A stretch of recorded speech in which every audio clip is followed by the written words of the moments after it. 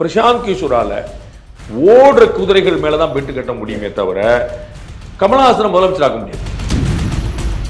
ஜெயிக்கிற குதிரை மேல பந்தயம் கட்டவர் விஜயை சந்திக்கிறார். முதலமைச்சரா ஆக முடியாதுன்னு அவருக்கும் தெரியும், விஜய்க்கும் தெரியும். ஜான் ஆரோக்கியசாமி ஒரு வியூக வகுப்பாளராக இருக்கிறார். இன்னொரு பக்கம் பிரசாந்த் கிஷோரையும் கூட்டிட்டு வராங்க. எத்தனை வியூக வகுப்பாளர்கள் இருந்தா ஒரு கட்சிக்கு தெளிவு கிடைக்குமா, குழப்பம் கிடைக்குமா? ஜான் ஆரோக்கியசாமியை தூக்கணும்னு 2 நிமிஷம் வேலை.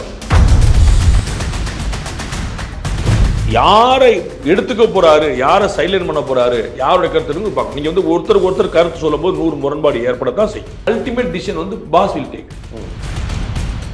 கட்சியை பலப்படுத்தாம ஒரு வியூக வகுப்பாளர் கூட்டிட்டு வந்து ஒரு பில்டப் காமிக்கிறது எந்த வகையில பிரயோஜனமா இருக்கும்? ஒரு தேர்தலில் முதலமைச்சர் ஆக முடியாதுங்கிற அவருக்கும் தெரியும்ல. அப்ப 31 முதலமைச்சர் ஆகணும்னா இந்த வட்டம் எதிர்கட்சி தலைவராக ஆயிரணும்.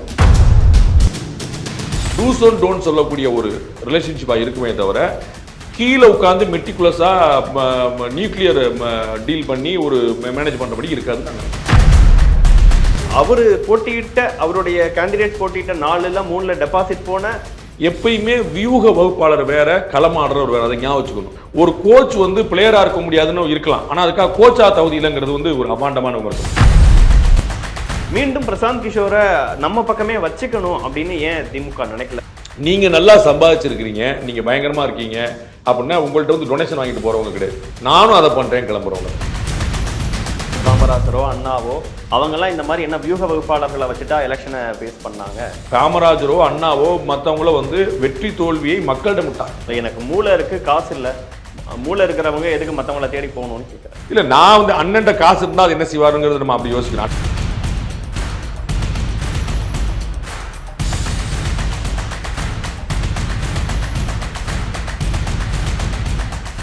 வணக்கம், இது தி டிபேட். நான் தினேஷ். சிறப்பு நேர்காணலில் இன்று நம்மோடு இணைந்திருப்பவர் மூத்த பத்திரிகையாளர் திருமிகு ரங்கராஜ் பாண்டே அவர். சார் வணக்கம் சார். நாடறிந்த தேர்தல் வியூக வகுப்பாளர் பிரசாந்த் கிஷோர் அவர்கள் தமிழக வெற்றி கழக தலைவர் விஜய் அவர்களை சந்திச்சிருக்கிறாரு. 2 நாட்கள் அவங்களுடைய கட்சியின் முக்கிய நிர்வாகிகளோட மீட்டிங் நடந்திருக்கு. 3 மணி நேரத்திற்கு மேலாக விஜயோட பர்சனலி பேசியிருக்காரு. அப்படிங்கிற விஷயங்கள்லாம் 2 நாட்கள்ல பார்க்க முடிஞ்சது. பிரசாந்த் கிஷோரை சந்தித்து என்னென்ன விஷயங்கள்லாம் பேசியிருக்க வாய்ப்புகள் இருக்குன்னு சில பேர் செய்திகள்ல வெளியிடுறாங்க. இந்த சந்திப்பு எந்த அளவுக்கு முக்கியத்துவம் வாய்ந்ததா நீங்க பாக்குறீங்க? ரொம்ப முக்கியத்துவம் வாய்ந்தது. அவங்க என்ன பேசுனாங்க நமக்கு எக்ஸாக்டா தெரியாட்டாலும் அவருடைய நோக்கம் என்னவா இருக்குன்னு தெரியுது. எல்லாரும் அதிமுக கூட கூட்டணி வைக்க போறாரு, அதிமுக எப்படி கூட்டணியில் சேர்த்துக்கிடும், ஒரு 50 சீட் வாங்குவார், அதை நாங்கள் பேசிட்டோம் வச்சுட்டோம் வலுவான கூட்டணி போகும்போது இல்லை, he serious about something else அப்படிங்கிறது. ஏன்னா பிரசாந்த் கிஷோரை ஒருவேளை கொண்டு வந்தாருன்னு அவர் வந்து அவங்களுக்கான வியூக வகுப்பாளராக ஃபிக்ஸ் பண்ணாருன்னு அதுக்கான செலவு அதிகம். நம்ம வந்து போன முறையே நமக்கு திமுக 2021 நாலே கால் வருஷம் முன்னாடியே ஒரு 350 கோடி ரூபா அப்படின்னு சொல்லுவாங்க. நமக்கு தெரியாது எக்ஸாக்டாக. அவருமே வந்து ரொம்ப தெளிவாக ஆன் ரெக்கார்டு தான் வாங்கியிருக்கேன். எனக்கு பிரசாந்த் கிஷோருக்கு யாரும் தனிப்பட்ட முறை 100 ரூபா காசு ரூபா கொடுத்தது கிடையாது. எல்லாம் இருந்தாலும் ஐபேக் நிறுவனத்தை தான் நான் ஒயிட்டாக தான் நான் வாங்குறேன் அப்படின்னு அவருமே வந்து அதை பதிவு பண்ணியிருக்கிறார் வேறு சந்தர்ப்பங்கள். அப்போ அந்த அளவுக்கு செலவு பண்ணி ஒன்றுமேல ஒரு 100 ரூபா வச்சு 100 கோடி 150 கோடி வச்சுக்கோங்க ஒரு பேச்சுக்கே சொன்னேன். அப்போ ஆமாம் 100-150 கோடி ஒரு இன்வெஸ்ட் பண்ணுறாரு அப்படின்னா அது வந்து ஜோக்குக்காக இல்லைன்னு நம்ம புரிஞ்சுக்கணும், அவ்வளோதான். அப்போ வந்து he serious about his politics and he want to challenge on his own. அவர் வந்து இன்னொரு பக்கம் போய் இன்னொரு 2ஆம் கட்ட தலைவராக அவர் வர விரும்பலங்கிறது நமக்கு புரியுது. அதான் நான் டேவிலும் சொல்லிட்டேன், திரு இபிஎஸ் உடைய முதல் சாய்ஸாக வந்து விஜய் இருக்குது. அந்த இடத்துல அவர் இல்லை அப்படிங்கிறது நான் என்னுடைய கருத்தாக இருந்தது. அது வந்து விஜய் வந்து தனியாக தான் களம் காண்பார். If I am not wrong, என்னுடைய தனிப்பட்ட சோர்ஸை சொல்லும்படி 2031 தான் அவருடைய இலக்கு விஜய் அவர்கள். ஆமாம், 2026 வந்து களம் புரிஞ்சுக்கணும். நமக்கு என்னென்னு அடித்து கம்பு சுற்றி நம்ம எங்கே இருக்கோம், மற்றவங்க எங்கே இருக்காங்க, எவ்வளோ தூரம் ட்ராவல் அப்படிங்கிற விஷயத்தை நம்ம பார்த்துக்கணும் அப்படின்னு ஒரு ஜிபிஎஸ் கருவி போல் நம்ம 2026 அவர் பயன்படுத்துகிறார். இதில் அடித்து விளையாடுறதுல ஃபுல் ஃப்ளெட்ஜாக இறங்கிட வேண்டியது. அப்போ அவருக்கு தன்னுடைய பலம் தெரிஞ்சிடும். அதன் பிறகு நம்ம வந்து 2031 நம்ம வந்து முதலமைச்சர் ஆகிறதோ எதிர்கட்சி தலைவர். நான் வந்து இப்போ வரைக்குமான என்னோட கணிப்பும் அதுதான். அவர் வந்து 2026 முதலமைச்சரும் ஆக முடியாது, எதிர்கட்சி தலைவர் ஆக முடியாது. இது நம்ம வெளியில ஊடகங்கள் வரக்கூடிய செய்தி பார்த்துருப்பீங்க நீங்க. பிரசாந்த் கிஷோர் வந்து 10% ஓட்டு இருக்கு, 15 to 20% சொல்லி நாங்க நடத்தின கருத்து கணிப்புல ஒரு 2 months முன்னாடி 23% எங்களுக்கு வந்தது. அது வந்து அட்பார் வித் ஏடிஎம்கே. அது 23ஆவே 2026 மேல கன்வெர்ட் ஆக வேண்டிய அவசியம் இல்லை. அது வந்து 27ஆவும் மாறலாம், 10ஆவும் 6ஆவும் மாறலாம். என்னுடைய தனிப்பட்ட ஒப்பீனியனா 6 to 10 நான் நினைக்கிறேன். என்னுடைய பர்சனல் ரங்கராஜ் பாண்டே எந்த கணக்கும் போகாமல் நானா ஒரு 25 வருஷம் வேலை பார்த்தோடைய அனுபவத்தில் ஒரு 6 to 10 அவர் தொடுவார்னு நினைக்கிறேன். ஆனால் எங்களுக்கு சர்வேல வந்து நாங்கள் நம்பர் வந்து நம்பராக போகிறோம். எங்களோட இன்ட்ரெஸ்ட் நாங்கள் அந்த டே 1லேருந்து காட்டினால அதனால தான் அதுக்கு ஒரு மரியாதை இருக்குது. அதில் வந்து அட்பார் வித் ஏடிஎம்கே காட்டுச்சு. உங்களுக்கு தனிப்பட்ட முறையில் வேற ஒரு உதாரணம் சொல்கிறேன். பிஜேபியில் மெம்பராக சேர்ந்த ஒரு திரைப்பிரபலம் என்னுடைய அறிமுகத்துக்கு உள்ளவர். அவர் வந்து கேட்டு போய் நான் சேர போறேன்னாரு, சேர்ந்தார். அது வந்து நான் சொல்றது அண்ணாமலை வந்த புதுசு அல்லது வர்றது கொஞ்சம் முன்னாடி. இப்போ ஒரு 3 வருஷம் கழிச்சு வந்து அவர் சொல்றாரு, அவரே why don't I should vote for Vijay அப்படின்னு நான் யோசிக்கிறேன் அப்படின்றார். இது வந்து அந்த இடத்துல இருந்திருக்கு. அப்போ வந்து அது எவ்வளவு தூரத்துக்கு அது மாறப்போகுதுங்கிற பார்க்கணும். அப்போ அது பிரசாந்த் கிஷோர் வந்து அதை சொல்லியிருப்பார். இவ்வளவுதான் சொல்லியிருப்பார். அது ரங்கராஜ் பண்டே கேட்டாலும் சொல்ல போறாரு, தினேஷ் கேட்டாலும் சொல்ல போறாரு. அது பக்சர்லேருந்து கூட்டு வந்து ஒருத்தர் கேட்குறாங்க, அவர் சொல்றாரு அது வந்து இந்த கணக்கில் வந்து நிற்கும் அப்படின்னு சொல்றாங்க. அப்போ அது எப்படி நம்ம கன்வெர்ட் பண்ணுறது, எப்படி மேலே கொண்டு போகிறது, அவருக்கு அது முயற்சி நடந்துடும். அதுதான் வந்து அவருக்கு வந்து ஏற்கனவே ஜான் ஆரோக்கிய மாதிரி ஒரு கெட்டிக்காரர் கூடவே இருந்தாலும் இன்னும் மேலே அப்படிங்கிற ஒரு முயற்சி வந்து இது நம்ம வந்து நம்ம தமிழ்நாட்டில் 100 ஸ்டண்ட் மாஸ்டர் இருப்பாங்க, நம்ம ஃபாரின்லேருந்து ஒருத்தர் கொண்டு வருவோம்ல, அதோடைய வேல்யூ ஏற்றுறதுக்காக. அப்போ அவர் வேல்யூ ஏன் ஏற்றணும், அவர் ஹி சீரியஸ் அபவுட் இட் அப்படிங்கிறதா. நீங்களே குறிப்பிட்ட மாதிரி 2031 தான் அவருடைய இலக்கு அப்படின்னு இருக்கும்போது 100 கோடினாலும் அது பெரிய அமௌண்ட் தான் அப்படின்னு பார்க்கப்படுற பட்சத்தில் அதை ஏன் 31 இல்லை 51 கூட நீங்க சீட் அடைய முடியாது. உங்களுக்கு சரியான வியூகம் இல்லைன்னு, சரியான களம் இல்லைன்னு, சரியான விளையாடலன்னு. அப்போ அதுக்கு தான் ரஜினி சார் வந்து ஒரு அழகா சொன்னார்ல, நீங்க வந்து 1/4 மணி நேரம் சண்டை போடணும், அதுக்கு 3/4 மணி நேரம் பயிற்சி எடுக்கும். இது வந்து சாதாரண நீங்கள் ஒரு ஸ்டன் சீனில் நடிக்கிறதுக்கு முன்னாடி நடிகர்கள்லாம் வந்து கொஞ்சம் பஸ்கி தண்டாலாம் எடுத்து வச்சு ரெடி பண்ணிவிடும், வார்ம் அப் பண்ணிவிடும். அதுதான் முக்கியம் உங்களுக்கு. ஸோ நீங்கள் வந்து நீங்கள் பிரசாந்த் கிஷோர் வேணுமா வேண்டாமா, ஜான் ஆரோக்கிய என்ன, இது என்னுடைய கேள்வி இல்லை. 31ங்கிறது முதலமைச்சர் ஆகிற இலக்கு. 31ங்கிறது தேர்தல் கிடையாது. 31ல் முதலமைச்சர் ஆகணும். அப்போ ஒரு தேர்தலில் முதலமைச்சர் ஆக முடியாதுங்கிற அவருக்கும் தெரியும்ல. அப்போ 31ல் முதலமைச்சர் ஆகணும்னா இந்த வட்டம் எதிர்க்கட்சி தலைவராக ஆயிரணும். அப்போ எதிர்க்கட்சி தலைவராகவும் ஆக முடியாட்டி என்ன செய்யறது? அப்போ 91ல் ஜெயலலிதா முதலமைச்சர் ஆகிறாங்க, 89 அவங்க எதிர்க்கட்சி தலைவர். உங்களுக்கு புரியுங்களா? 35 சீட் வாங்குறாங்க. அப்போ வந்து அடுத்த முறை ஆட்சியை பிடிச்சிருவாங்க நம்பிக்கை வருது. ராஜீவ்காந்தி மரணம் வருது, அவங்க எல்லாம் கைகூடி வருது வந்து. அப்போ அந்த மாதிரி அடுத்து ஒரு ஜம்ப் பண்ணி இப்போ நம்ம அந்த லாங் ஜம்ப்ல போறவங்க 1 2 3 அப்படி அடிப்பாங்க. அப்போ முதல்ல 3 ஸ்டெப் எவ்வளோ லாங்காக வைக்கிறாங்களோ அதுக்கப்புறம் தான் அந்த எக்ஸாக்டா தவறு ஜம்ப். அதுதான் 31ங்கிற முதலமைச்சர் கனவு. நான் ஏற்கனவே பல முறை சொன்னேன், 36ல் பிஜேபி தமிழ்நாட்டில் ஆட்சிக்கு வரும் அப்படின்னு என்னுடைய கணிப்பு. அப்போ அதுக்கு முன்னாடி ஒரு குட்ட குழம்பும் பார்த்தீங்களா, அடுத்த ஜென்ரேஷனுக்கான.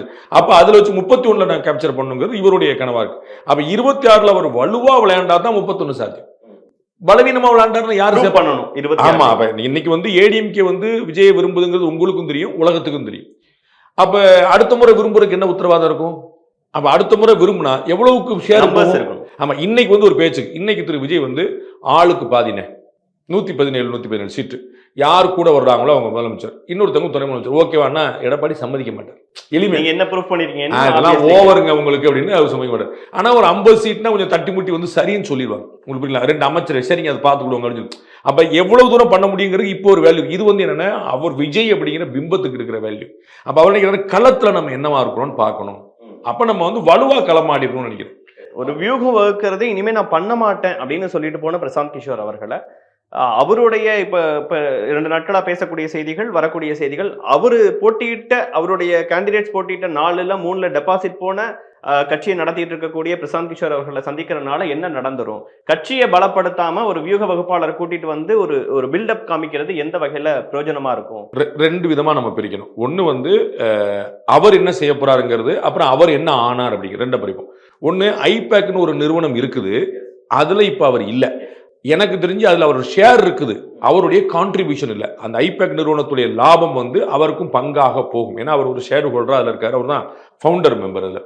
அது இருக்குது. ஆனா அவர் வந்து டைரக்டா பண்ணல, அவர்கிட்ட இருந்த பிள்ளைகள் வந்து அதை பண்றாங்க. ஸோ ஐபேக் நிறுவனம் இன்னமும் வேற ஒரு கட்சிக்காக, அதிமுக வேலை பார்க்கறதுக்கு வாய்ப்பு இருக்குன்னு சொல்றாங்க. அது வந்து இன்னும் டீல் முடிஞ்சு களமாடுற மாதிரி தெரியல எனக்கு. பட் ப்ராபபிலி அங்கே பேச்செல்லாம் கூட அந்த திசையில் வந்து பயணிச்சுட்டு இருக்கு. இவர் வந்து நான் அதில் வரமாட்டேங்கிற தெளிவாக சொல்லிட்டாரு. அதை இன்னமும் மாறமாட்டார் நான் ரொம்ப நம்புறேன். நாளைக்கு விஜய் கூட ஒரு ஒப்பந்தம் போட்டாருன்னா அது வந்து எழுதப்பட்ட ஒப்பந்தமா இருக்காது, என்னுடைய யூகம் நான் சொல்லுவேன். அது வந்து ஒரு தனிப்பட்ட புரிதலாக தான், ஆலோசகராக இருக்கிறதுக்கு அந்த மாதிரி ஒரு புரிதலாக தான் இருக்கும். அது செய்ய மாட்டார். அதுக்கு ஒரு அமௌண்ட் வாங்கிக்கிடுவாரு. அந்த அமௌண்ட் வந்து அவர் அங்கே கட்சி நடத்துறதுக்கு தேவைப்படும். அவருக்கு வந்து இப்போ செலவு பண்ண முன்னா நேற்று வரைக்கும் அவருக்கு வந்து கல்லாப்பேட்டையில் வந்து வருமானம் மட்டும்தான். இப்ப வெளியே போயிடுது. தேர்தல் ஆணையம் அங்கீகரித்த அமௌண்ட்டை செலவு பண்றதுக்கே அவருடைய காசு நம்ம பார்த்துருப்போம்ல. சீமானுடைய கட்சி பார்த்தீங்கன்னா தமிழ்நாட்டில் எந்த தொகுதியிலுமே தேர்தல் ஆணையம் அனுமதிச்சா கூட செலவழிச்சிருக்காரு. அதுக்கு காசு வேணும்ல. அப்போ வந்து 300 தொகுதிக்கு நீங்க செலவழிக்கணும், அதுக்கு காசு வேணும்ல. அப்ப சில விஐபி தொகுதி, அஸ்வரா ஜெயிக்கிற தொகுதி, அவர் போட்டிருக்க இன்னும் கொஞ்சம் கூட காசு வேணும். அதுக்கு எங்க போறது? அப்ப அதனால வந்து அவர் ஒத்துக்கிறதுக்கான வாய்ப்பு இருக்கு. நான் ஒத்துக்கிட மாட்டான்னு சொல்லுவேன். ஆனா அது தனிப்பட்ட முறையில் இருக்கும். ஏற்கனவே ஜான் ஆரோக்கியசாமி இருக்கிறதுனால, ஜான் ஆரோக்கியசாமி சேர்த்தே சந்திச்சார் அப்படிங்கிறனால திரு விஜய் அவர்கள் வந்து ஒரு அமிக்கபிளான ஒரு விஷயத்தான் கொண்டு வரும்னாரு. இன்னமும் நம்ம வந்து ஒரு என்ஹான்ஸ் பண்றதுக்கான ஒரு முயற்சியை தவிர ஜான் ஆரோக்கியசாமியை ரிமூவ் பண்றதுக்கான முயற்சி. ஏன் என்னன்னா ஆதவர்ஜுனா அவர்கள் கட்சியில ஜாயின் பண்ணதற்கு பிறகாக அவர் செய்யக்கூடிய ஒரு முக்கியத்துவம் வாய்ந்த ஒரு சந்திப்பா அதை நம்ம பேசுவோம். ஜான் ஆரோக்கியம் வந்துடுறேன், நான் இந்த பார்ட் 2 முடிச்சிடறேன். அவர் ஜான் ஆரோக்கியஸோட ரோலுக்கு நான் வந்துடுறேன். சாரி, ஆதவர்ஜுனோட ரோலுக்கு வந்துடுறேன். ஸோ வந்து இங்கே வந்து பார்த்தீங்கன்னா ஒன்று வந்து இவர் தனிப்பட்ட முறையில் வருவாருங்கிற பார்க்கணும். ரெண்டாவது, அவரே தோத்து போனாரு, அவர் கட்சியே ஒன்று கொண்டு வர முடியல, இப்போ அவர் என்ன பண்ண போறாருங்கிற ஒரு கேள்வி. எப்பயுமே வியூக வகுப்பாளர் வேற, களமாடுறவர் வேற, அதை ஞாபகம் வச்சுக்கணும். ஒரு கோச் வந்து தோத்து போனவராக ஐஏஎஸ் பயிற்சி அகாடமி நடத்துறாங்க. எத்தனை பேர் ஐஏஎஸ் ஆனாங்கன்னு கேட்கணும். நீங்க போய் முதல்ல சார் எனக்கு இவ்வளவு ட்ரைனிங் கொடுக்குறீங்க, நீங்க ஐஏஎஸ் கேட்டு பாருங்க, என்னத்துக்காக? இப்ப ஒரு கோச் வந்து இன்டர்நேஷனல் கேம்ல ஆடி இருக்க மாட்டான், ஆனா அவன் இன்டர்நேஷனல் பிளேயர்ஸை உருவாக்கி வச்சிருப்பான். புரியுங்களா? அப்போ வந்து அவர்களுக்கு வந்து சில விஷயங்கள் வந்து சுப்புடுன்னு ஒரு மிகப்பெரிய இசை விமர்சகர் இருந்தார், அவரை நீங்க பாட சொன்னா ஒரு பல்லு கூட கிடையாது. அவர் வந்து 100 நல்ல சொல்லுவார் இந்த பாட்டில், அது சரியில்லை சார் நீங்க ஒரு பாட்டு பாடி காட்டுங்கன்னு என்னத்துக்காகும்? அப்ப விமர்சகர்கள் வேற, கோச் வேற, பிளேயர் வேறங்க நம்ம புரிஞ்சுக்கணும். ஒரு கோச் வந்து பிளேயரா இருக்க முடியாதுன்னு இருக்கலாம், ஆனா அதுக்காக கோச்சா தகுதி இல்லைங்கிறது வந்து ஒரு அபாண்டமான விமர்சனம். ஏன்னா அவர் வெற்றி பெற முடியுங்கிற நம்பிக்கையில தான் கட்சியை தொடங்கி இல்ல அவர் வந்து சார் அவர் ரொம்ப தெளிவா சொல்லிட்டாரு, வர முடியல, டெபாசிட் போற அளவு அதெல்லாம் ரொம்ப சாதாரணமா நடக்கும். ஏன்னா அவர் சூப்பர் ஸ்டார் கிடையாது, விஜய்க்கு இருக்கக்கூடிய அட்வான்டேஜ் அவருக்கு கிடையாது. விஜய் வந்து தமிழ்நாட்டில் களியக்காவலை வரைக்கும் தெரியும், திசையன் விலை வரைக்கும் தெரியும். தெரியாது விஜய்னா எந்த விஜய்னு யாரும் கேட்க மாட்டான். முரளி விஜயா அப்படி எண்ணூர் விஜய், விஜய் வந்திருக்காருன்னா எந்த விஜய்னு கேட்க மாட்டான். ஆனா பிரசாந்த் கிஷோர் பாண்டே வந்திருக்காருன்னா இங்க 100 பிகே பாண்டே உட்காந்துருக்காங்க. புரியுதுங்களா? அப்போ வந்து எந்த பாண்டே இவர் களமானது பூரா வெளியில அப்படிங்கிறனால எலிட் பீப்புள்ங்கிறனால டைரக்டா கீழே ஆடினது கிடையாதுனால அதனால தான் பாத யாத்திரையே போறாரு. அவர் வந்து 300 நாள், ஒரு வருஷத்துக்கு மேல 2 வருஷமா வந்து நான் பாத யாத்திரை கூட முதல்ல அந்த முகத்தை பரிச்சயம் பண்ணி கொண்டு வருவோங்கிறது தான் போனார். ஸோ அவர் இனிமே தான் ரீச் ஆகும். விஜய்க்கு அது விஷயம் இல்லை, அதுக்கு ஏற்கனவே அட்வான்டேஜ். பிளஸ் அடுத்த பாயிண்ட், பிரசாந்த் கிஷோரால ஓடுற குதிரைகள் மேலதான் பெட்டு கட்ட முடியுமே தவிர கமலஹாசனை முதலமைச்சர் ஆக்க முடியாது. ஏன்னா அந்த ரேஸ்லயே அவர் இல்ல. அப்ப நீங்க வந்து ஒரு ஏடிஎம்கே டிஎம்கே இல்லாட்டி அப்படி ஒரு சேலஞ்ச் பண்ணக்கூடிய ஒருத்தர் அப்படிதான் நீங்க கொண்டு வந்து முக்கியம் பண்ணு. உங்களுக்கு நினைவு இருக்கும் நினைக்கிறேன் 2020 அப்படிப்பட்ட பர்செப்ஷன் இருக்க ஒருத்தர் விஜயை சந்திக்கிறாரு, 2 நாட்கள் மீட்டிங் பண்றாரு, வெளிப்படையா தெரியுது. அதுதான் அது ஓடுற குதிரை மேல, ஜெயிக்கிற குதிரை மேல பந்தயம் கட்டவர் விஜயை சந்திக்கிறார். முதலமைச்சரா ஆக்க முடியாது, ஆக முடியாதுன்னு அவருக்கும் தெரியும், விஜய்க்கும் தெரியும், ஜான் ஆரோக்கியசாமிக்கும் தெரியும். நீங்க ஒரு லீக்கான ஒரு ஆடியோ கேட்டிருப்பீங்க. நான் அவர் எப்படி நான் ப்ரொஜெக்ட் பண்ண விரும்புறேன், அவர் ஒரு கல்ட்டு சார், அவர் 2% கட்சியா மாற்ற விரும்புறீங்களா அப்படின்னு அவர் சொல்றாரு. அப்ப அந்த 2% கட்சிக்கு எந்த கட்சி வரும்? 48% வச்சிருக்கக்கூடிய கட்சி வராது. புரியுங்களா? 8-10 இருக்கக்கூடிய கட்சி தான் வந்து 2க்கு குறையலாம். அப்ப இது அவருடைய கணக்கும் அதுவா தான் இருக்குங்கிறது எல்லாருக்குமே தெரியும். அவர் என்னன்னா அதற்கு மேல அடுத்த கட்டம் நகருவாங்க. அப்ப வந்து எல்லா மலையும் வந்து முதல் படியில தான் ஏற ஆரம்பிக்கணும். அதுல ஒன்றும் குழப்பம் இல்லை. நீங்க எவ்வளவு எவரெஸ்டா இருக்கட்டும், கீழே ஒரு ஃபர்ஸ்ட் ஸ்டெப் இருக்குல்ல. அப்ப இவர் வைக்க போற 2026 தேர்தல் வந்து ஒரு பேபி ஸ்டெப். அதுல எவ்வளவு லீப் ஜம்ப் கொடுக்க முடியும்னு பாக்குறேன். அது நம்ம எவ்வளவு முடியுமோ தெளிப்போம். ஸோ 2031 தாங்கனால 10 வருஷம் படுத்து கிடப்பாங்க நினைப்பு கிடையாது. அப்ப இப்பயே அடிப்போம், அப்படி அடிச்சா தானே போங்கிறதா ஒரு முயற்சி. அதனால பிரசாந்த் கிஷோர் கொண்டு வரது இன்னும் களத்தை தெளிவாக புரிந்து கொள்வதற்கு தானே தவிர அதனால நீங்க வந்து அப்படி ஆயிருமா இப்படி ஆயிருமா. இப்ப இவர் வந்தா ஒரு 100 ஓட்ட கூட வாங்கிக்கலாம் சார். நம்ம வந்து ஒரு ஸ்கூல்ல படிக்கும் போதெல்லாம் ஒரு தியரி சொல்லுவாங்க சார், வருஷம் பூரா 40 மார்க் வாங்கினவன் அனுவல் எக்ஸாம்ல 100 மார்க் வாங்க முடியாது, 45 தான் வாங்க முடியும். இது வந்து ஒரு தியரி. எல்லா டீச்சர் பெருமக்கள்லாம் நீங்க கேட்டு 40 வாங்கிட்டு வந்தியா, நல்லா படிச்சா 45 வாங்கலாம், 47 47 40 வாங்கினா நான் 99 வாங்கினேன்னா வேற ஏதோ ஃபோர்ஜரி நடந்திருக்கிறது. இவ்வளவுதான். அப்ப வந்து இவங்க வந்து ஒரு 6% வாங்குவார் அப்படின்னு ஒரு கணக்கு வச்சிருந்தீங்கன்னா பிரசாந்த் வந்து ஒரு 4-5 கிமிக்ஸ் பண்ணி வச்சுட்டு அது 8, 8, 9 கொண்டு வரும். இவ்வளவுதான். ஒரு 4 தேர்தல் சந்திச்ச பிறகு சீமான் வந்த இடத்தை ஒரு முதல் தேர்தல் அடையலாம். ஒரு 3வது தேர்தலில் விஜயகாந்த் அடைஞ்ச உயரத்தை ஒரு முதல் தேர்தல் இப்படி வருமே தவிர ஒரு நாளைக்கு எம்ஜிஆரா மாறுவாருங்கிற கணக்கு கிடையாது. அவருக்கு தெரியும். ஆனா அவர் வந்து தெளிவா காய் நத்திட்டே போறாரு, இந்த பிம்பங்கள்லாம் உடைக்கணுங்கிறக்கா போறாரு. அதுதான் பிரசாந்த் கிஷோர். பிரசாந்த் கிஷோர் வந்து இன்னைக்கு வரைக்கும் எனக்கு தெரிஞ்சு எந்த ஒப்பந்தமும் கையெழுத்து ஆகல. ஆஸ் ஃபார் ஐ நோ, எனக்கு இன்ஃபர்மேஷன்ல பிரசாந்த் கிஷோர் கையெழுத்து போடல எந்த அக்ரிமெண்ட். நாளைக்கும் அது கையெழுத்தாறதுக்கான வாய்ப்பு இல்லை. அதாவது ஃபியூச்சர்ல கூட எனக்கு தெரிஞ்சு அவர் பர்சனல் அட்வைசரா இருப்பார். Do this, don't do this அப்படின்னு. அவருக்கு வந்து இன்னமும் பல நண்பர்கள் இருக்காங்க, பிஜேபியில் அவருக்காக சப்போர்ட் பண்றவங்க இருக்காங்க. காரணம் எல்லா இடத்துலையும் வேலை பார்த்தனால ஒரு ப்ரொஃபஷனல் ரிலேஷன்ஷிப் தாண்டி ஒரு பர்சனல் ரிலேஷன்ஷிப் பில்ட் ஆகும்ல, அப்படி எல்லா இடத்துலையும் அவருக்கு வந்து ரிலேஷன்ஷிப் பில்டர். அதை மாதிரி வந்து இவர் வந்து ஒரு பில்டப் வந்து ஆதவர்ஜுனாட்ட வச்சிருக்கிறார். உங்களை அடுத்த கேள்வி வந்து ஆதவர்ஜுனா வந்து தன்னுடைய பர்சனல் ரெப்போர்ட் அவர் வந்து 2021 டிஎம்கே எலெக்ஷன் போது, சட்டமன்ற எலெக்ஷன் போது டிஎம்கே வேலை பார்த்து அவங்க எல்லாம் ஒன்னா இருந்து பழகினவங்க. அப்போ ஒரே ஏஜ். நான் தான் பிகே கூட்டிட்டு வந்தேனே ஆதவர்ஜுனா, அது எனக்கு தெரியாது. அது நம்ம அதான் எல்லா கிளைமே நம்ம வந்து எடுத்துக்கல. பழக்கம் இருக்கு, அவர் குறிப்பிட்டதுன்னு சொன்னேன். நம்ம வந்து பழக்கம் இருக்குங்கிற அளவுக்கு நம்ம வந்து சந்தேகப்பட வேண்டியதில்லை, டிஸ்பியூட் பண்ண வேண்டியதில்லை. இன்னைக்கு அது வந்து கிட்டத்தட்ட ப்ரூவ் ஆகி போச்சு. நம்ம வந்து காக்கா உட்கார படம் விழுந்ததா இல்லைன்னா அவர் பண்ணாரு, அவர் போனார், வந்துட்டார். அதனால நம்ம வந்து அதை டிஸ்பியூட் பண்ண வேண்டியதில்லை, அதை நம்ம என்டாஸ் பண்ண வேண்டியதும் இல்லை. ஸோ ஆதவர்ஜுனா கூட வந்து எனக்கு பாருங்க 4 நல்ல பழக்கம் இருக்கு, நான் கூட்டு வந்தேன் போனா அவருக்கு வந்து ஒரு டீல் நாளைக்கு உருவாகும். அது வந்து எனக்கு டூஸ் அண்ட் டோன்ட் சொல்லக்கூடிய ஒரு ரிலேஷன்ஷிப்பா இருக்குமே தவிர கீழே உட்காந்து மெட்டிகுலஸா நியூக்ளியர் டீல் பண்ணி ஒரு மேனேஜ் பண்றபடி இருக்காதுன்னு நான் நினைக்கிறேன். இப்ப கட்சியை வளர்க்கறதுக்கு அதற்கான வேலைகள்ல தீவிரமா இறங்காம வியூக வகுப்பாளர்களையே இப்ப ஆல்ரெடி கட்சியை வளர்க்கறதுக்கான வந்து வேலை தீவிரமா பார்த்துட்டு இருக்காரு. நம்ம பார்க்கிறோம் கிட்டத்தட்ட ஒரு 28 அணிகள் நல்ல ஒரு விமர்சனம் குழந்தைகள் அணிலாம் இருக்கே அப்படின்னு. அதெல்லாம் இருக்கக்கூடாதுன்னு இருக்கு. குழந்தைகளை கட்சியில் செய்யக்கூடாது. குழந்தைகளை பார்க்கறதுக்கு பெற்றோர்கள்லாம் குழந்தைகளை வச்சு என்கரேஜ்லாம் வரலாம். அது குழந்தைகள் அணி என்ன பண்ண போது நம்ம பார்க்கணும்ல. மாணவர் அணி நம்ம ஊர்ல போட்டிருக்காங்க புரியுங்களா. நீங்க பல கட்சி நான் சொன்னா அது தனிப்பட்ட கால் பிடிச்சி நீங்களே நினைச்சிருவீங்க. அந்த மாணவர் அணியுடைய செயலாளருடைய வயசு என்ன நீங்க பார்க்கணும். இளைஞர் அணி விட்டுருங்க, அது தமிழக முதலமைச்சர் இருந்த காலத்தெல்லாம் விட்டுருங்க. அது கலந்து இன்னைக்கு பாருங்க 2 கட்சியை நீங்க ஓபன் பண்ணி கேட்டுங்க. அதுல மாணவர் அணி செயலாளர் என்னவா இருக்காருன்னு பாருங்க. அவருடைய பேரை மாணவரா இருக்காங்க. இன்னைக்கு மாணவர் செயலாளர் கூட பேர் அவ்வளவுதான் குழந்தைகளையும் வச்சிருக்காரு. குழந்தைகள் என்ன செய்ய போறாருங்கிறது தெரியாது. இன்டென்ஷனலி பண்ணிருக்க மாட்டாங்கன்னு நினைக்கிறேன். 9வது இடத்துல டிரான்ஸ்ஜெண்டர்ஸ் அணின்னு போட்டிருக்காங்க. அதாவது அந்த உணர்வுகள் புண்பட்டு சிலர் வந்து வருத்தம் தெரிவிக்கிறாங்க. அதை நம்ம புரிந்து கொள்ள வேண்டிய விஷயம். ஒரு அரசியல் கட்சியின் பொது வாழ்க்கைங்கிறது எவ்வளவு கவனமா இருக்க வேண்டிய இடங்கிறது இங்க அவருக்கு பாடம். அவ்வளவுதான். அவர் வந்து இதை அப்படிலாம் செஞ்சிருப்பாங்கன்னு நான் நினைக்கலாம். அப்படி ஒரு அவருடைய கேரக்டர் இதுவரைக்கும் நம்ம பார்த்ததுல அவர் அப்படி செய்யக்கூடியது இல்லை. ஆனா எங்கேயோ நடந்திருக்கு. நீங்க பிள்ளையார் சொல்லி போடுறதா புள்ளி வைக்கிறதாங்கிற ஒரு கணக்கு இருக்கு. இப்போ ஒரு கருணாநிதி ஒரு கவிதை எழுதுறான்னு வச்சுக்கோங்களேன். அந்த கவிதை பிள்ளையார் சொல்லி ஆரம்பிச்சா கவிதை மேட்ரு கிடையாது, பிள்ளையார் சொல்லி தான் மேட்ரு. அப்ப நீங்க வந்து அதுதான் என்ன, அவர் வந்து ஒரு வேற இடத்துல இருக்காரு, எல்லாராலும் கவனிக்கப்படுற இடத்துல இருக்காரு. அப்ப விஜய் அந்த இடத்துக்கு நகர வரும்போது நேற்று வரைக்கும் அவர் நடிகர். ஸோ அவருடைய லைஃப் பப்ளிக் லைஃப் கிடையாது, பிரைவேட் லைஃப் தான். அவர் வந்து ஏங்க நீங்க போட்டோ எடுக்கிறீங்கன்னு கேட்கலாம். இன்னைக்கு ஒரு பொது வாழ்க்கை வந்தாருன்னு அவர் கீழே இறங்கணும். இன்னுமே என்ன சொல்ல, என்ன சார் கேரவன் விட்டு இறங்க மாட்டாருன்றான் இன்னைக்குமே சொல்லிட்டு இருக்காங்க. அப்ப கீழே இறங்கணும். அப்ப அது வரைக்கும் அப்ப இந்த மாதிரி விமர்சனங்கள்லாம் வரத்தான் செய்யும். அதுல இன்னும் உங்க மெட்ரிகுலர் பாயிண்ட் என்ன, 25 அணி வச்சிருக்காரு. ஒரு அணிக்குங்க கிட்டத்தட்ட வந்து ஒரு 70,000 பேர் நீங்க போட வேண்டியது. ஒரு அணிக்கு நீங்க ஃபுல்லா தமிழ்நாடு முழுக்க கிளை வரைக்கும் போட்டு ஏன் வார்டில் இருக்கக்கூடிய ஒரு கலை இலக்கிய பிரிவு அணி செயலாளர் அப்படின்னு ஒருத்தர் போடணும் அப்படின்னு வச்சீங்கன்னா அது தமிழ்நாடு முழுக்க ஒரு 70,000. அப்ப நீங்க 25 70,000 அது நடக்க போறதே இல்லை. அது ஏடிஎம்கள் இருக்காது, டிஎம்கள் இருக்காது. ஆனா நீங்க ஃபுல் ஃபிட்டா தள்ளி ஏதோ ஒரு அணி செயலாளர் வந்து அக்ரெசிவா செயல்பட்டு போனாருன்னா அது கட்சியை வளர்க்கறது. இன்னைக்கு வந்து எல்லாரும் பதவி எதிர்பார்த்து தான் வராங்க. இந்த ஏடிஎம்கே 2ஆ பிளவுபட்ட போது ஒரு பெரிய ஆதாயம் என்ன நடந்துச்சு, ஒரு சேதாரம் என்ன நடந்துச்சு அப்படின்னா, அப்ப எனக்கு என்ன பதவி, எனக்கு டிடிவிட்ட தங்கினவங்க பதவிக்காக போனாங்க, ஓபிஎஸ் போனவங்க பதவிக்காக போனாங்க. இபிஎஸ் உடனே கட்சி டப்புன்னு ஒரு 85 மாவட்டமா பிரிச்சு அங்க ஒரு பதவி கொடுத்தாரு. அப்ப எல்லாரும் வந்து நேற்று வரைக்கும் ஒன்றிய தலைவராக இருந்தவங்க இன்னைக்கு மாவட்ட தலைவர் வந்து நிற்கிறாங்க.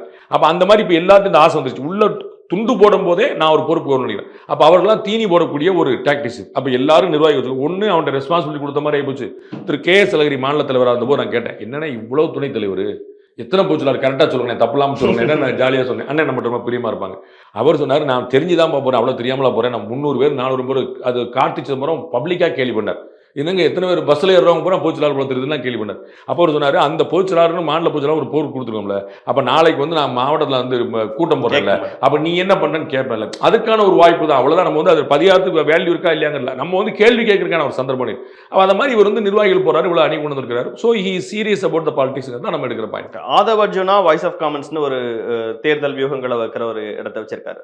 ஜான் ஆரோக்கியசாமி ஒரு வியூக வகுப்பாளராக இருக்கிறார். இன்னொரு பக்கம் பிரசாந்த் கிஷோரையும் கூட்டிட்டு வராங்க. எத்தனை வியூக வகுப்பாளர்கள் இருந்தா ஒரு கட்சிக்கு தெளிவு கிடைக்குமா, குழப்பம் கிடைக்குமா? நம்ம பெரிய வீட்டு திருமணங்கள்லாம் நடக்கும்போது அங்கே வந்து ஒரே ஒரு சமையலர் வந்து பத்தாது. அப்போ வந்து 50 பேர் இருக்கும். வெஜ்ஜுக்கு ஒருத்தர், நான்வெஜ்ஜுக்கு ஒருத்தர், நார்த் இந்தியனுக்கு ஒன்று, சவுத் இந்தியனுக்கு ஒன்று பிரிச்சுருவாங்க. அப்போ வெஸ்டர்னுக்கு ஒன்று இப்படின்னா அவ்வளோதான். அதே மாதிரி தான் உங்களுக்கு ஒருத்தர் இப்போ இன்னைக்கு வந்து நீங்கள் சொன்னதில் 3 கணக்கில் ஒன்று வந்து கழிச்சிடணும். ஆதவ் அர்ஜுனா வந்து இன்சைடர், முதல்ல ஒரு பார்ட்டி மேன். அவர் வந்து ஒரு வகுப்பாளராக இருந்தாலும் அது தனி. இப்போ அங்கே வந்து அந்த ரோல் கிடையாது. அவர் வந்து உள்ள சொல்லக்கூடியதுனா கட்சிக்கு அதுவும் தேர்தல் பிரிவு தான் கொடுத்துருக்காங்க. ஸோ அவர் எலெக்ஷன்ஸை பார்க்கறது தான் அவருடைய வேலை. You focus on election. நாங்கள் வந்து பில்டப் பண்ணுறது, பார்ட்டி ரெடி பண்ணுறதுலாம் அண்ணன் புஷியானது உள்ளிட்ட மற்ற பெருமக்கள் பார்த்துருப்பாங்க. நீங்கள் வந்து அவருக்கு ஃபோக்கஸ், அந்த ஃபோக்கஸோடைய ஒரு வேலையை தான் பிரசாந்த் கிஷோர் கொண்டு வராரு. உங்களுக்கு புரியுங்களா? அப்ப வந்து இதுல கான்ட்ரடிக்ஷன் கிடையாது, காம்ப்ளிமெண்ட்ரி, ஒண்ணுக்கு ஒண்ணு. அப்ப வந்து ஜான் ஆரோக்கியசாமி ஏற்கனவே இருக்காரு. நம்ம கேள்விப்பட்ட வரைக்கும் ஜான் ஆரோக்கியசாமியும் மீட் பண்ணாரு பிரசாந்த் கிஷோர், அவங்களும் அப்படிதான் கேள்விப்படுறோம். அப்ப நமக்கு என்ன முடிவு பண்றோம்னா, அப்ப எல்லாரும் சேர்ந்து காம்ப்ளிமெண்டரி ஒர்க் பண்றாங்க. அதுல வந்து நீங்க வருத்தப்படல. ஒரு சூப்பர்வைசர் இருப்பார், அதுல சந்தேகம் இல்ல. ஒரு பாஸ் இருப்பார், அதுல சந்தேகம் இல்ல. That could be Prashant, that could be even Vijay. அப்புறம் ஒவ்வொருத்தருக்கும் ஒரு பணி வச்சிருக்காங்க. நம்ம இப்ப ராஜ்மோகனுக்கும் வந்து நிர்மல்குமாருக்கும் சண்டை வந்துருமா? இவர் கொள்கை பரப்புன்றாரு, இவர் ஐடி பரப்பு, இவர் சொல்ற கொள்கை அவர் பரப்புவாரா, அவர் ஐடி இவர், அதெல்லாம் கிடையாது. ஒன்னு தனித்தனியா இருக்கு. இப்ப ஆனா ஒவ்வொருத்தங்களும் ஒரு விஷயத்த சொன்னாலுமே கூட ஆதவ் அர்ஜுனாவோட கருத்துக்கள் சில நேரங்களில் வேறையா இருக்கும். எல்லாருமே ஒரே வியூகங்கள் வகுக்கிறது இல்லை. அப்படிங்கும் போது அது ஒரு சின்ன சின்ன மாற்றங்கள், ரொம்ப எளிமையான இல்ல. அப்புறம் ஆடியோ டேப் வந்ததுக்கு அப்புறம் யாரையாவது ஒருத்தங்களை சைலண்ட் பண்றதுக்காக இந்த மாதிரி விஷயங்கள் நடக்குதா? ஜான் ஆரோக்கியசாமியை தூக்கணும்னு 2 நிமிஷம் வேலை இருக்கு. ஏன்னா கட்சியிலையும் இல்லை. கட்சியில் இருந்தாலும் தூக்க முடியாது தானே. என்ன உங்களுக்கு வந்து சஸ்பெண்ட் பண்ணலையா? ஒரு வருஷமா கட்சியில் இருந்து அவ்வளோ செலவழிச்சு அவ்வளோ பங்களிச்சு அவ்வளோ புகழ் தேடி கொடுத்த அதை ஒரு நம்ம விசி கால தூக்கலையா? அதில் என்ன மேட்டர் இருக்கு? அதிமுக நீங்கள் டெய்லி பார்க்கலையா? கட்சியின் கொள்கை கோட்பாடுகளுக்கு விரோதமாக அது என்ன மேட்டர்? நீங்கள் அவங்கள யார் நீங்கள் சேஞ்ச் பண்ண முடியும்? ஆனாப்பட்ட ஓபிஎஸ்ஸே கட்சி விட்டு தூக்கியான்னு சொல்லிட்டாங்கல்ல. அப்படி அது நீங்கள் போஸ்ட்ல இருந்தால் தூக்கணும் அப்படி சேலஞ்ச் பண்ணிடுவாங்களா என்ன? அந்த விஷயம் எனக்கு. அது போக நீங்கள் இன்னும் ஞாபகம் வச்சுங்க, ஜான் ஆரோக்கியசாமி அண்டு பிரசாந்த் கிஷோரை போன்றவர்கள், சுனில் இவங்க மாதிரி போன்றவங்கலாம் அவங்க வந்து சண்டையே போட மாட்டாங்க. சண்டை போட்டால் அடுத்த கட்சிக்காரன் சேர்க்க மாட்டான். அவங்க பிரசாந்த் கிஷோர் எங்கே நீங்கள் அவருக்கும் நரேந்திர மோடிக்கும் ஆகலை ஆக்சுவலாக அப்படின்னா ஒரு ஆனால் அவர் என்ன சொல்றாரு, நாங்கள் வந்து கோல்டன் ஹேண்ட் ஷேக் பண்ணி தான் பிரிஞ்சோன்ற.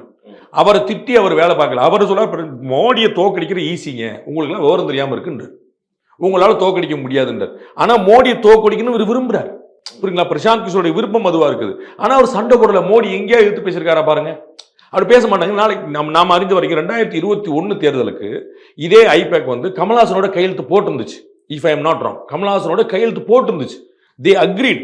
அதுக்கப்புறம் டிஎம் கிட்ட இந்த ஆஃபர் வரவொடனே கமல்ஹாசன் என்ன கொடுப்பாரு, இங்க என்ன கிடைக்கும், அது ஆட்டோமேட்டிக்கா 10 டைம்ஸ் கூட இருக்கிற டீல் படக்குன்னு விட்டுட்டு வந்துட்டாங்க. கமல்ஹாசனோட சண்டை கிடையாது. கமல்ஹாசனுமே டிஎம் வந்துட்டார்ல, பிரச்சனை தீர்ந்து போச்சு. அப்ப என்னன்னா இது வந்து ஃபைட்டே பண்ண மாட்டாங்க. ஜான் ஆரோக்கியசாமி வேண்டாம்னு நினைச்சா விஜய்க்கு 2 நிமிஷம். ஆனா ஜான் ஆரோக்கியம் வருத்தப்பட மாட்டார். நாளைக்கு வந்து இன்னொரு அஜய்க்கு, இன்னொரு அஜித்துக்கு, யாருக்கோ ஒருத்தருக்கு நிக்க போறாரு, அதுல ஒன்றும் பிரச்சனை. அவர் வந்து அவருடைய மூளையை நம்பி, அவருடைய வியூவத்தை நம்பி வந்திருக்காரு.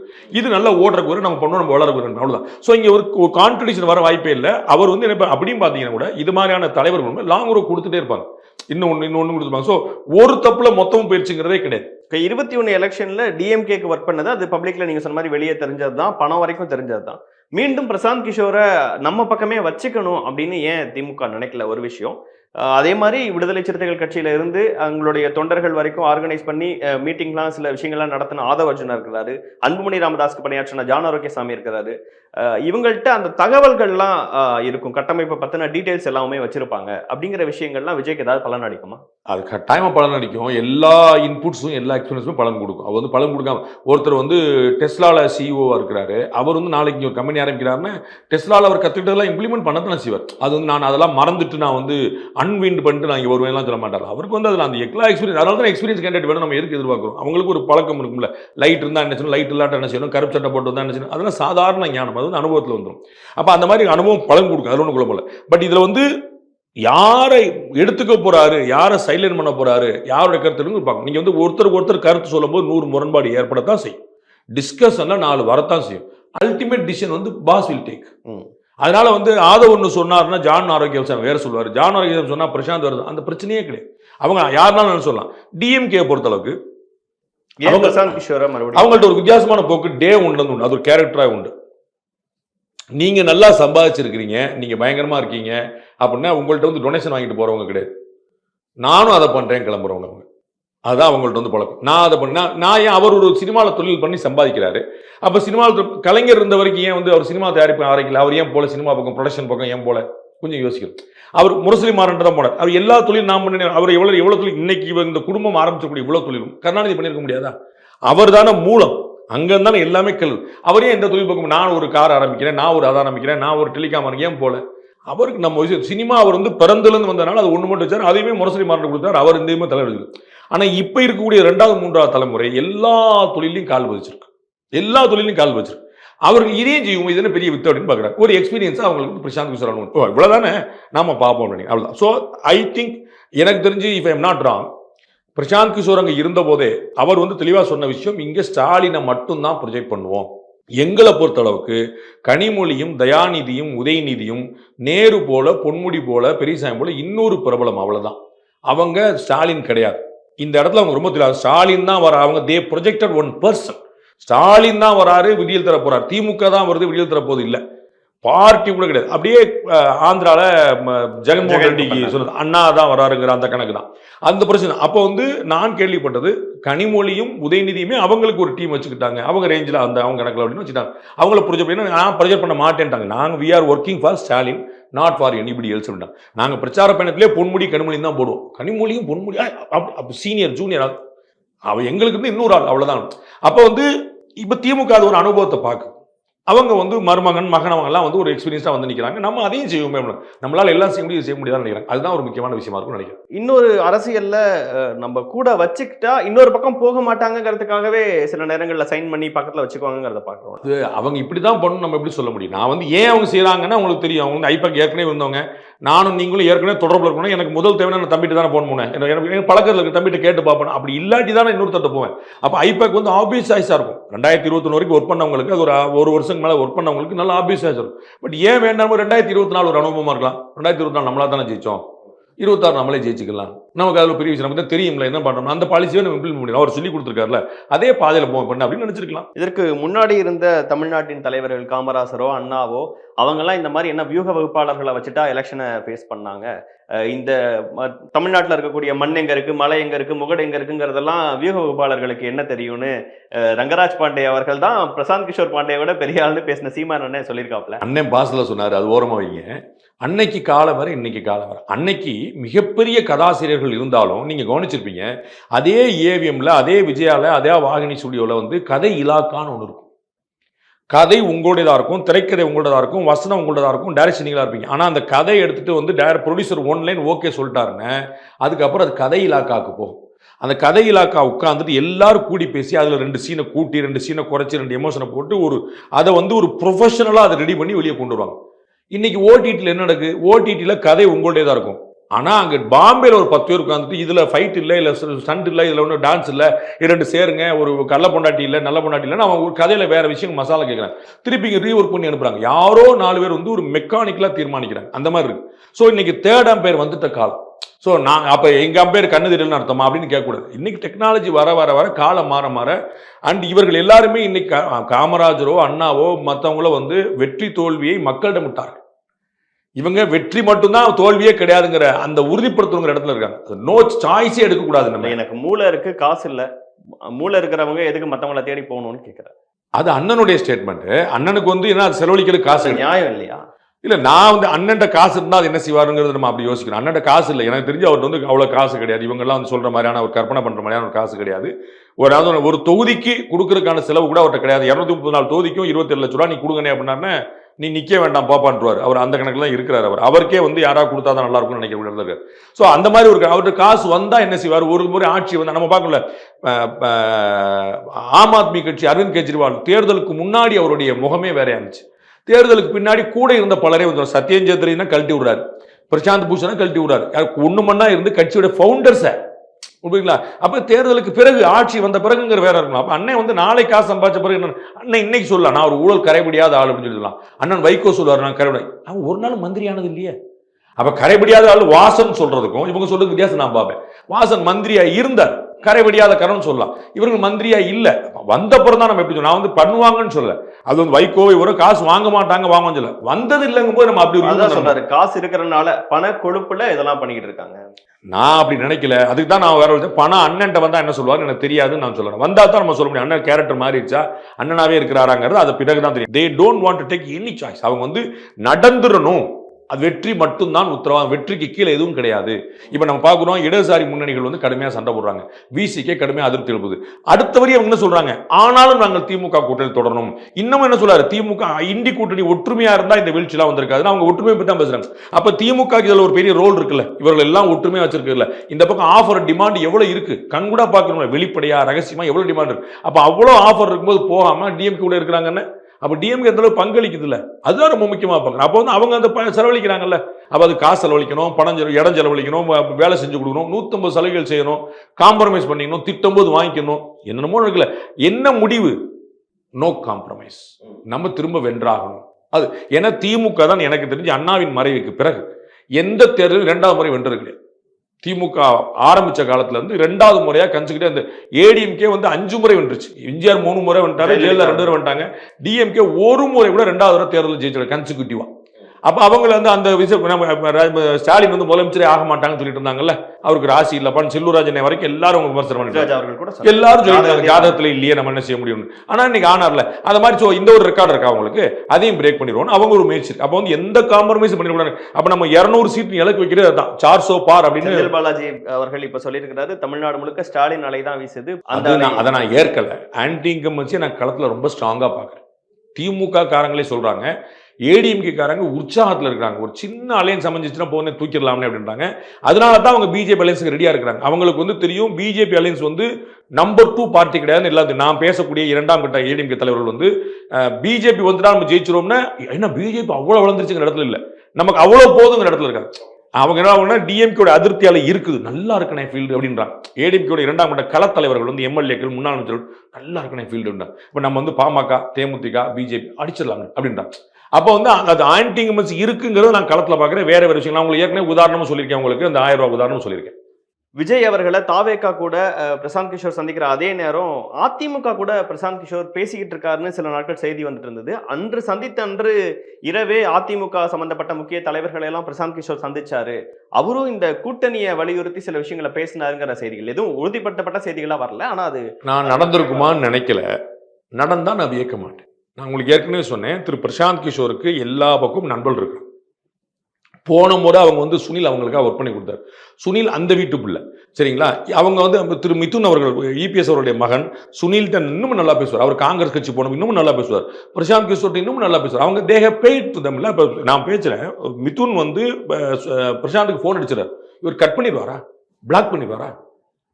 அது அவருக்கு என்ன தேவை இருக்கு? இங்க என்ன இருக்கு? இந்த ஊர்ல அதிமுக திமுக தாவேக்காக்கு நடக்கிற தகராறுல அவர் ஏன் யாரையும் பாய்க்கணும்?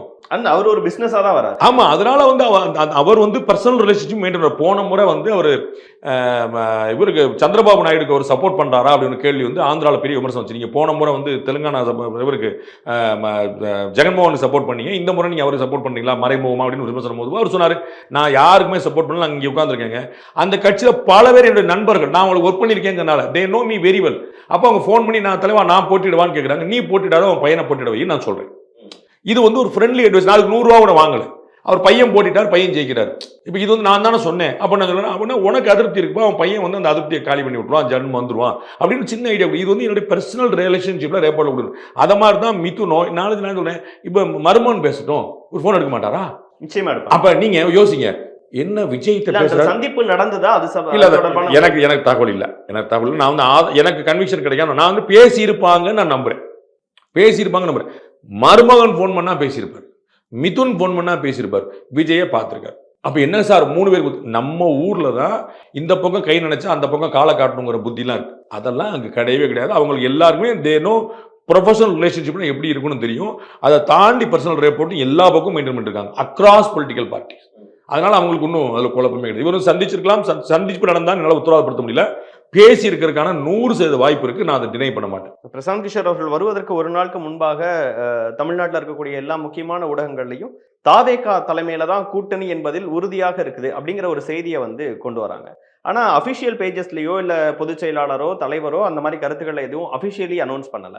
அவர் வந்து மாநாட்டிலே அறிவிச்சாரு, நீங்க மாறி மாறி வார வாரம் அறிவிக்கணுமான்னு. பிஜேபி கூட கூட்டணி கிடையாதுன்னு எடப்பாடி சொல்லிட்டாரு. அவர் மட்டும் 20 தடவை சொல்லிட்டாரு, ஜெயக்குமார் வந்து 26 தடவை சொல்லிட்டாரு. நீங்க டெய்லி காலைல போய் சொல்லுங்கன்னா அவர் காத்திருந்துச்சு சுப்பிரபாதம் சொல்ல மாதிரி சொல்லிட்டு இருக்க முடியுமா என்ன? அவர் மாநாட்டில் அடுத்த அறிவிப்பு வரைக்கும் அதான் நிற்கும். ஒரு கட்சியில் ஒருத்தர் சஸ்பெண்ட் பண்ணப்பட்டாருன்னு சொன்னா அந்த சஸ்பென்ஷன் நீக்கப்படும் சொல்ல வரைக்கும் அந்த அறிவிப்பு தானே. மாநாட்டில் சொல்லிட்டாரு, நம்ம தான் ஆட்சி அமைக்க போறோம், நம்மளை நம்பி ஆள் வருவாங்க இல்லையா, அவர்களுக்கும் நம்ம பங்களிப்பு மதிப்பு மரியாதை கொடுக்கணும் இல்லையா, அதனால ஆட்சியில் பங்கு. ஏடிஎம்கேவோட கூட்டணி டீல் உறுதியாச்சு தினமலர் செய்தி வந்தோன்னா போச்சுல மறுத்தாரா இல்லையா? அப்படி ஒரு டீல் உறுதியாளர் மறுத்தாரா? எங்கேயுமே ஏடிஎம்கே பத்தின விமர்சனங்களை வைக்கலையா அவருங்கிற தேவையில்லை. நீங்க எதுக்கு உங்க ஆசையை நீங்க எதுக்கு தீர்த்துக்கிறீங்க? உங்களுக்கு டிஎம்கே திட்டனால வருத்தமா இருக்கு, ஏடிஎம்கே திட்டம்னா ஆசைப்படுவீங்க, சந்தோஷப்படுவீங்க, அது ஏன் கஷ்டப்படுறீங்க? அவருக்கு சௌரியம் இல்ல, ஆட்சியில் நீங்க சந்தேகப்பட்டு போங்க. காங்கிரஸ் கட்சி ஏன் திட்டம்? அவரு காங்கிரஸ் ஆட்சியில் இல்ல, மத்தியில அவர் வந்து எல்லா நாளும் தென்னை மரத்துல ஒரு கூத்து, பனை மரத்துல ஒரு கூத்து குத்துறாரு. அதையும் நீங்க யாரும் கவனிக்க மாட்டேன்றீங்க. அவர் எங்க போனாலும் காலைல ஒண்ணு மதியம் ஒண்ணு சொல்லிடுறாரு, டிஎம்கே ஒண்ணு பிஜேபி சொல்லிடுறாரு, எங்க போனாலும் சொல்லிடுறாரு. நீங்க வந்து அது சரி, அரசியல் எதிரி, அவங்க தான் கொள்கை எதிரி, அதான் சொல்லிடுறாரு. அப்ப அது நீங்க டிஎம்கே திட்டத்துக்கு சொன்னா கூட அங்க ஒண்ணு சொல்லிடுறாரு. அப்ப வந்து அவர் தெளிவா இருக்கு. அப்ப நீங்க ஏன் வந்து ஏடிஎம்கே திட்ட மாட்டீங்கன்னு கேட்கறேன், நீங்க ஏன் காங்கிரஸ் திட்ட மாட்டேன்னு கேட்க மாட்டீங்க? அதுலதான் பதில் இருக்கு. ஏன்னா காங்கிரஸ் 11 வருஷமா ஆட்சி இல்ல, ஏடிஎம்கே 5 வருஷமா ஆட்சியில் இல்ல. அப்ப அவங்களை எப்படி திட்ட முடியும்? அப்ப ஆட்சியில் இருக்கிறவங்க திட்டாங்க. நீங்க வந்துட்டு டிடிவி தினகரன் திட்டாருன்னா அவங்க ஏடிஎம்கே மேலதான் அவருக்கு கோபம் இருக்குது. அண்ணாமலை திட்டாருன்னா ஏடிஎம்கே இடத்த தான் பிடிக்க நினைக்கிறாரு. அவங்களுக்குலாம் ஒரு காரணம் இருக்குது, ஏடிஎம்கே திட்டுவாங்க, விமர்சிப்பாங்க. இவருக்கு என்ன காரணம்? வரவங்க போறவங்க ஏடிஎம்கே திட்டுமா? இன்னும் நீங்க என்ன கவனிச்சு பாருங்க, சீமானே வந்து 80% டிஎம்கே திட்டுனா 20% தான் சேர்த்து சொல்லுவார். ஒரு பேச்சுக்கு 2 கட்சியில் ஒன்று தான் 20% தான், 80% டிஎம்கே திட்டுவாரு. நீங்க வந்து அவரோட B team, C team, A team சொல்லிட்டே போவீங்க. நான் விஜய் ஏன் சொல்ல மாட்டீங்க பி டீம்னு? அவங்களுக்கு தேவை இல்லைங்கிற போது உங்க தேவைகளை அவங்க திட்ட முடியாதுல்ல. தினேஷ் விரும்புறாரு அதனால ஏடிஎம்கே திட்டுங்க அப்படின்னு சொல்ல முடியாதுல்ல. நிறைவா இப்போ விஜய் அவர்கள் பிரசாந்த் கிஷோர் சந்திப்பு வரைக்கும் ஒரு சரியான ரூட்ல போயிட்டு இருக்காருன்னு நினைக்கிறீங்களா? சரியான ரூட்டுங்கிறது நடக்கும் போது தான் தெரியும், திட்டமிடும் போது தெரியும். அவர் இன்னும் நடக்க ஆரம்பிக்கல. அவர் வியூகம்லாம் வலுவா வளர்த்துட்டு இருக்காரு, கரெக்டா போயிட்டு இருக்காரு. இது வரைக்கும் வந்த பாதை சரியான சரின்னு தான் நான் சொல்லுவேன். ஆமா, அவர் கட்சி ஆரம்பிச்ச நேரம் தப்புன்னு நான் சொன்னேன். அது எனக்கு இப்போ வரைக்கும் மாற்றம் இல்லை. கொள்கையில ஒரு தெளிவு இல்லைன்னு சொன்னேன். இப்போ வரைக்கும் எனக்கு மாற்றம் இல்லை. ஆனா அதெல்லாம் மக்கள் பார்க்கறது இல்லை. புரியுங்களா? கொள்கையை பத்தி எந்த கட்சி மக்கள் போறாங்க. எனக்கு அதுல இன்னமும் தெளிவு இருக்கு. அது அவர் திராவிடத்தையும் இதையும் மையப்படுத்தி போறல, இந்த பக்கம் தேசியம் சொல்லல, இந்த பக்கம் பாஜக சொல்லல. அதுல அவருக்கு ஒரு பெரிய கிளாரிட்டி. ஜிஎஸ்டில ஏன் டாக்ஸ் ஏன் குறைக்கலன்னு பட்ஜெட் விமர்சனம் பண்றாரு. ஜிஎஸ்டில இருக்குங்க பெட்ரோல் டீசல் எல்லாம் குறைக்க முடியாதுன்னு அவர் யாரும் சொல்லி தரல. அவர் யாரும் எழுதி கொடுக்குறாங்க பண்ணி அப்படிதான் இருக்கு. ஸோ அதுல ஒரு கொள்கை தெளிவு இல்லைன்னு நான் புரிஞ்சுக்கிறேன். ஆனா அவர் இன்னைக்கு அதை திரும்ப பாருங்க, டிஎம்கேக்கு ஆன்டி இன்கம்பன்சி இருக்குதாங்கிற கேள்விக்கு இங்க பதில் இருக்குது. விஜய்க்கான தேவையே இருக்குன்னு நீங்க புரிஞ்சுக்கணும்.